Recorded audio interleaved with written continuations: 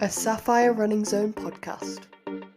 Hi everyone, it's Tim from the Sapphire Running Zone, and this is another in our series of training support podcasts. And today we are looking at race day etiquette. Probably wonder why I would bother with something like that, but it is a really significant subject and probably more relevant really to the big events, but still some relevance to smaller events. So have a listen and you'll be surprised at some of the stuff we talk about. You take some of it for granted, but it really is worth having a listen because there are some really important things that you and others can get right on race day that really does have a major impact for everybody. So the first off, obviously you've got to make sure you're in the right start area and you might not have a lot of choice in this, certainly in the bigger races. But in the smaller races, a lot more flexibility and you have got the ability to get it wrong. So the reason, obviously, you need to make sure you're in the right area is that your day will be significantly impacted if you're not. So if you start too far up the front,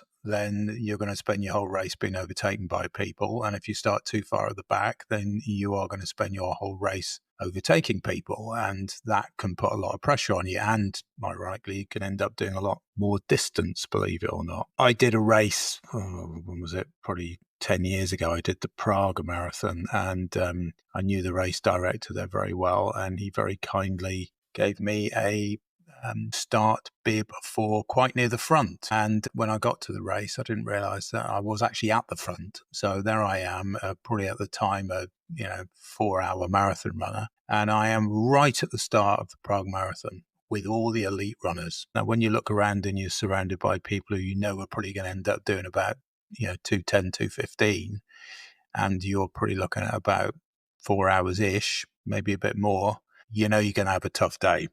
And obviously, I didn't overtake anybody in that race at all. And I got overtaken by, God knows, 8,000 people maybe. And that wasn't particularly pleasant. That's an extreme example, obviously. But if you're in a pen that's a corral that's too far at the front, you will be quite demoralized because you'll just end up being overtaken the whole time. And there's something psychological about being able to, something positive about being able to overtake someone. If you see them for a bit of distance away, you think, right, I'm going to get that person in the next mile.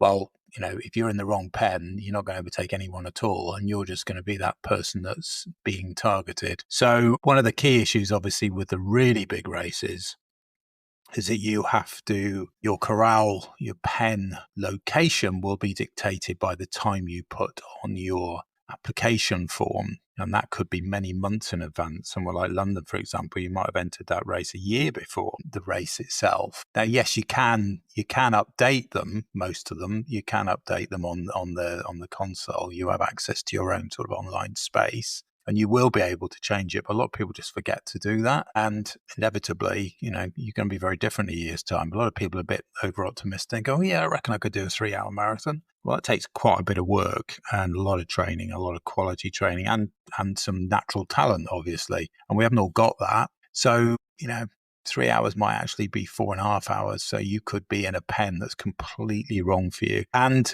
the flip side of that, obviously, is that you could be in a pen that's way too far back and you might have actually put on your form 5 hours and actually your training's gone so well you're in a 3.5, 4-hour bracket. Well, clearly, if you're in the 5-hour pen, you are going to be with runners who are a lot slower than you. And you will have a lot of overtaking to do and could well be a tricky time for you.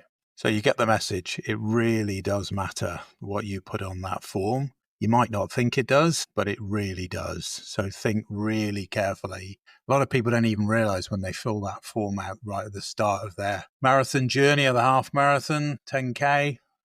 They don't even know that actually dictates where they'll start, but it does. And it's absolutely crucial to get that bit right or your whole race day will be very, very different than you think it's going to be. So think carefully. If you do think you've got it wrong and you've got the opportunity to go back and correct it, then do so. And even if you need to do it 2 or 3 times, it doesn't matter. You need to do it. Now, what can you do on race day if, for example, you have got it wrong? You're too fast or you think you're too slow?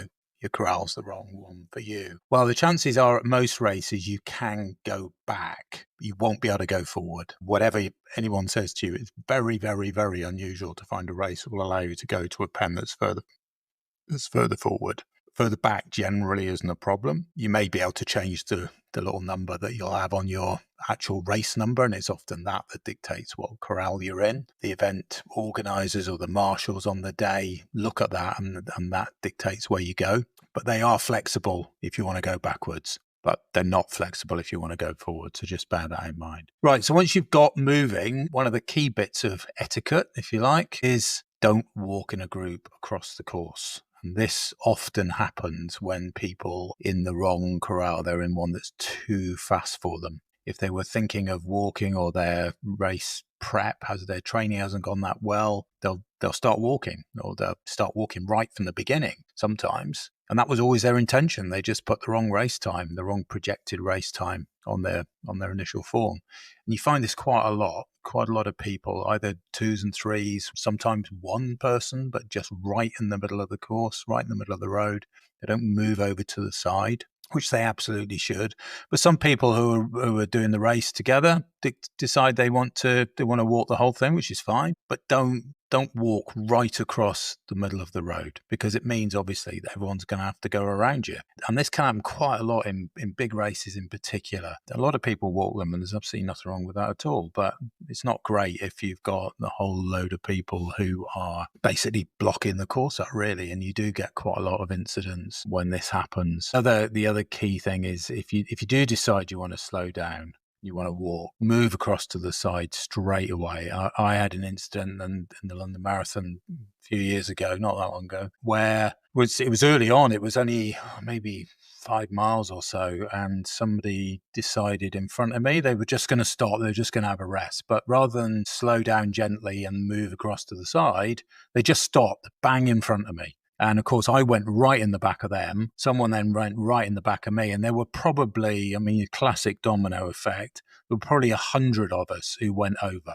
I went over quite badly and did quite a bit of damage to my leg. So I had blood everywhere. The crowd obviously were a bit shocked at what was happening, but it was a classic domino impact. All because one person decided they were going to have a rest, but just did it instantly. So stop, bang, and we all went over. So just think about that. And we all, there's plenty of times that we want a rest. Well, that's fine. But just slow down gradually, move across to the side, and don't cause a pile up behind you. So etiquette also applies to the water stations, and the water stations in the big races can be hundreds of meters long, and I'm not exaggerating when I say that. In smaller races, there might be 2 tables with some water on them, but in these big races, there are God knows how many tables, but they go on for, I was going to say miles and miles, but hundreds of meters. And you'd be amazed. Everyone piles in right at the start. So the first table is just packed and there'll be a queue.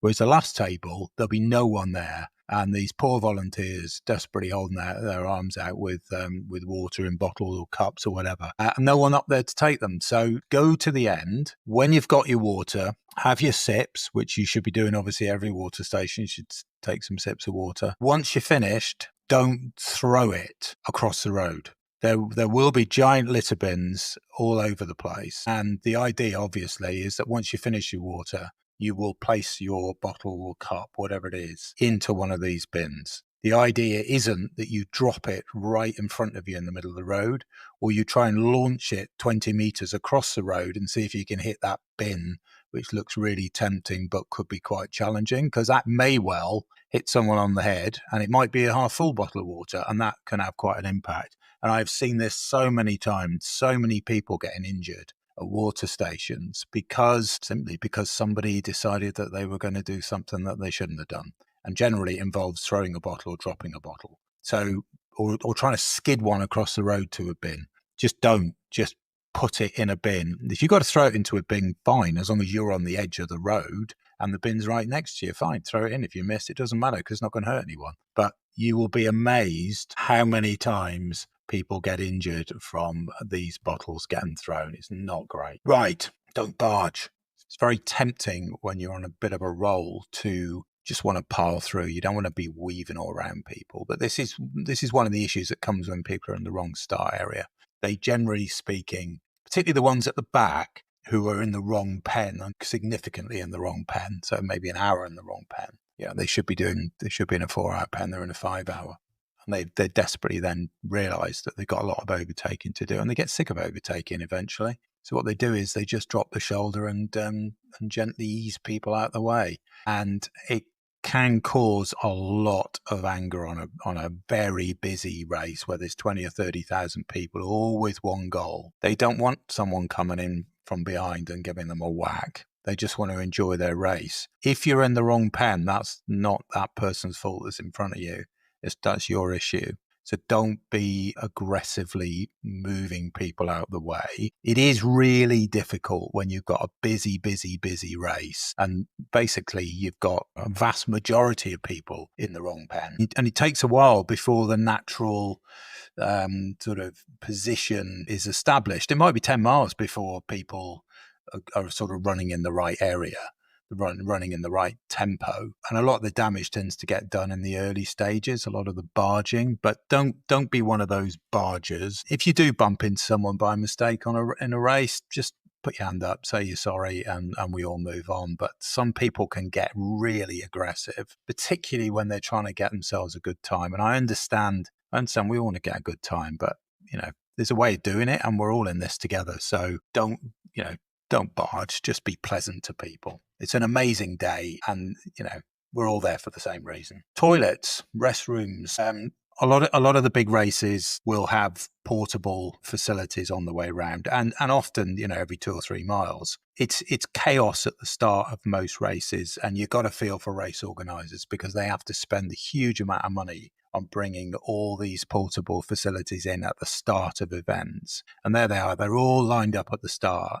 And then there's always massive queues, and everyone moans there's not enough toilets. Well, those toilets are only needed for around an hour or so. And then they're all picked up. There are often a lot around the course, and the problem is that if you didn't want to queue up at the start, and you didn't go, then chances are you may well need to go on the way around. So it's a lot easier for guys, obviously, but whatever you do, try and go at the start. But if you didn't, or if you did and you need to go again, then use these facilities. And it's annoying because there are often queues, particularly in the early stages of a race. There are queues, and you might think, "Oh my God, I'm losing 2 minutes off my time." Well, it's a good chance to have a bit of a break, catch your breath a bit, but you also, unfortunately, do see a lot of people hopping over the hedges of people's gardens and, using their garden as a toilet, which clearly isn't great. It's not great for the householder. It's not great for the event organizer because inevitably there's friction then between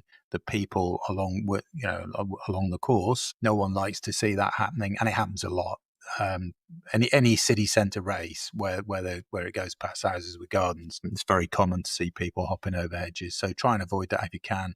I get that you might be absolutely super desperate and there's no facilities around.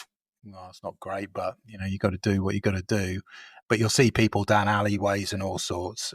Sometimes nature does take over, but as a rule of thumb, avoid that if you possibly can, and use these temporary toilets. And if there's a queue, well, disregard it as a positive opportunity to have a bit of a break. Right at the finish, clearly, the busier the race, the more runners, yes, the facilities will be bigger and wider at the finish, generally speaking, not always, but generally. But keep moving. That's always the message of the finish line of these races. There will be a constant stream of people. And in the big events, this might be 4 hours worth of people crossing that finish line. And it is unbelievable to watch. But all it needs is a handful of people hanging around, and the flow is impacted quite significantly. Keep moving. Generally speaking, there's a really good flow here. You'll come over the finish line, particularly in a marathon. You'll come over the finish line. You'll get one of these foil blankets. You'll get your goodie bag full of sponsors' products. You'll get your medal, obviously.